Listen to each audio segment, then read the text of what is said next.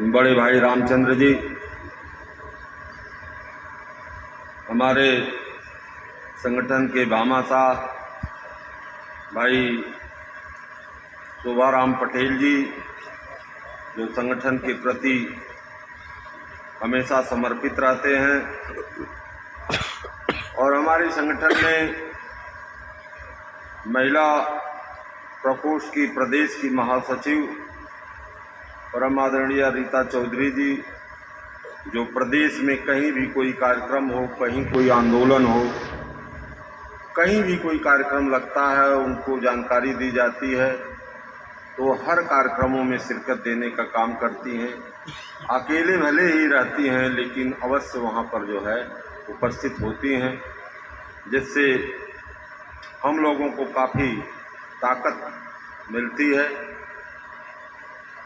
और इस कार्यक्रम में हमारे गोरखपुर के जिलाध्यक्ष और रामुग्रह जी, मणिदेव मल्ल जी, हमारे बाके तिवारी जी, राजदेव जी और भाई लालचंद यादव जी, और इस कार्यक्रम के सह संयोजक और गोरखपुर मंडल के मंत्री भाई कमलेश जी, जिन लोगों के अथक परिश्रम से ये कार्यक्रम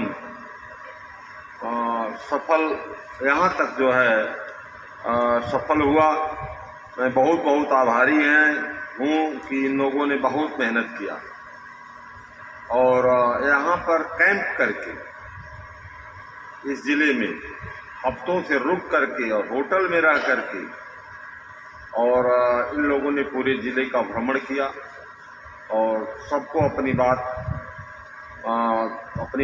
को सबको के यहाँ तक पहुँचाने का प्रयास किया। इसलिए मैं बहुत बहुत आभारी हूँ।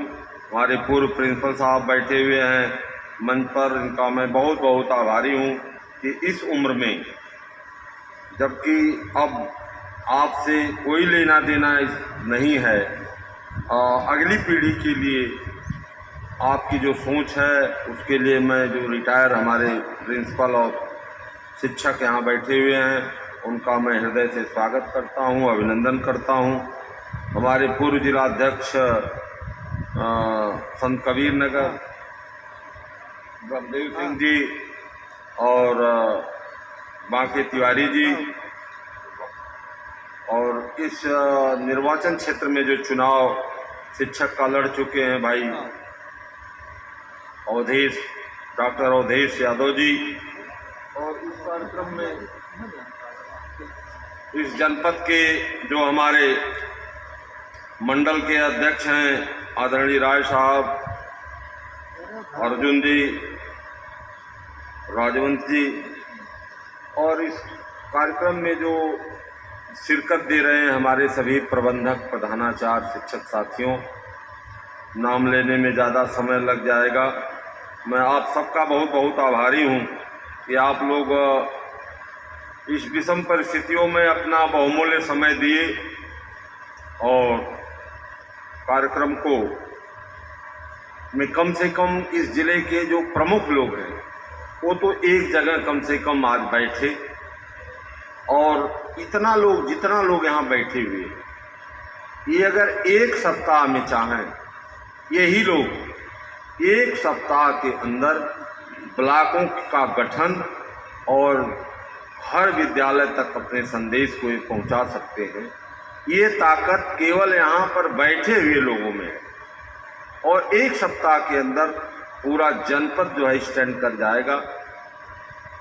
लेकिन हमारी ब्लॉक की इकाइयाँ, जिले की इकाइयाँ जो काम नहीं करती हैं, प्रदेश से जो काम होता है, शासन से, सरकार से, जिसको हम लड़ भिड़ करके करते हैं, आप कहाँ पहुँचाते हैं, हमारे प्रबंधक, हमारे प्रिंसिपल, हमारे शिक्षक जान ही नहीं पाते हैं।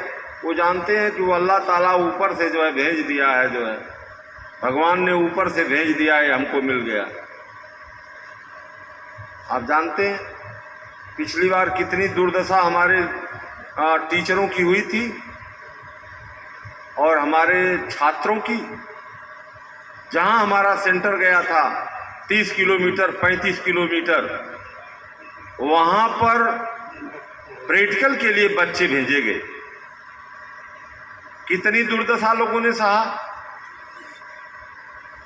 प्रबंधक नहीं दुर्दशा सहा, कि प्रिंसिपल नहीं सहा, कि शिक्षक नहीं सहा, कि हमारे छात्र नहीं सहे। लेकिन हमने प्रमुख सचिव और डायरेक्टर साहब को मिलकर के वो पत्र, हो सकता है मेरी गाड़ी में इस समय हो तो मैं खोज करके अभी निकलवा करके आपको दूंगा। एक दिन हमसे जो है मांगे अर्जुन जी, तो मैं जिला वहाँ पर था नहीं, मेरे पास वो पत्र नहीं था, जिस पत्र से आदेश हमने कराया कि नहीं, जहाँ के विद्यालय संस्थागत छात्र हैं वहीं पर जो है वो प्रयोगात्मक परीक्षाएं दें। वो आदेश हुआ, आज उसका लाभ सभी लोग पा रहे। लेकिन उन प्रबंधकों, उन प्रिंसिपलों को ये जानकारी नहीं होने के नाते, संगठन के विषय में वो कुछ जानते ही नहीं, उनके यहाँ तक बात नहीं पहुँचती, इस नाते ये आज परिणाम देखने को मिल रहा। आप जानते हैं पिछली साल जिसका सेंटर रहा, 3 दिन 4 दिन परीक्षा हुई, बीच परीक्षा में वित्तविहीन विद्यालय के प्रिंसिपल केंद्र व्यवस्थापक पद से हटा दिए गए। याद है आप लोगों को, बलिया में एक पेपर आउट हुआ और उसका नतीजा रहा कि पूरे प्रदेश के प्रिंसिपल हटा दिए गए। मैंने विधान परिषद के अंदर बहुत लंबा संघर्ष किया। हमने कहा सभापति महोदय और हमारे नेता सदन ने बता दें कि हिंदुस्तान में जो आईपीसी और सीआरपीसी जो अपराध के नियंत्रण करने की कानून है, उसमें कहीं ये नहीं लिखा है कि अगर बाप अपराध करता है तो बेटा दोषी होगा और बेटा अपराध करता है तो बाप दोषी होगा। जो अपराध करता है वही दोषी होगा। अगर एक प्रबंधक ने अगर पेपर आउट किया तो उसके खिलाफ जो सुसंगत धारा में एफआईआर हो सकता है, उस एफआईआर को तुमने किया। हम तो उसके पक्ष में नहीं गए, खड़ा हुए, लेकिन किस धारा के तहत, किस आईपीसी और सीआरपीसी की किस धारा के तहत एक व्यक्ति के अपराध पर पूरे प्रदेश के प्रिंसिपलों को सजा दे दी गई और सबको केंद्र व्यवस्थापक पद से हटा दिया गया। इसके बाद भी सरकार ने वापस नहीं किया। हमारा अपर मुख्य सचिव से भी बहुत विवाद हुआ,